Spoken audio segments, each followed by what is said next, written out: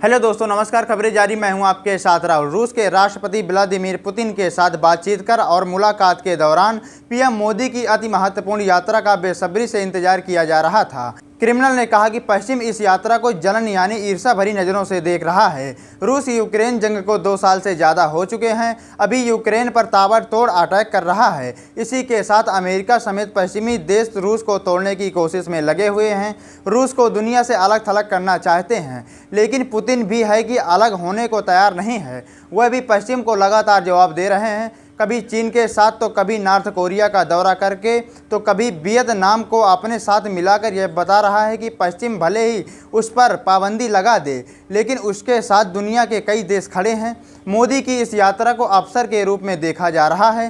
PM Modi रूस Ukraine जंग के बीच में मॉस्को पहुंच गए हैं और मोदी की इस यात्रा को रूस दुनिया को संदेश दे रहा है। साथ ही वह पश्चिम के अलग थलग करने वाले प्लान को भी पानी फेर रहे हैं। आपको याद होगा कि फरवरी 2022 में जब जंग की शुरुआत हुई थी तो रूस और यूक्रेन के बीच पश्चिमी के दबाव में बाद भारत ने पुतिन का साथ दिया था और उससे तेल खरीदना जारी रखा था। इसकी वजह से रूस को युद्ध के हालात में पैसों की कमी नहीं हुई थी, लेकिन दुनिया भर में भारत के इस कदम की चर्चा भी हुई थी।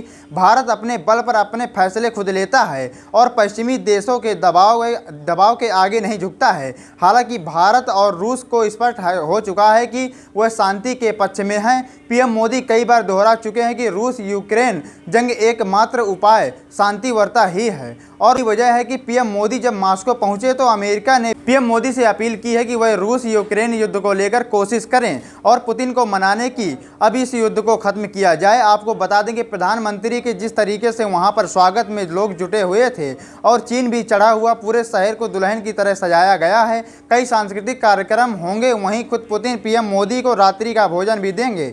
पीएम मोदी के स्वागत में नृत्य और गीत प्रस्तुत करने की तैयारी भी की जा रही है।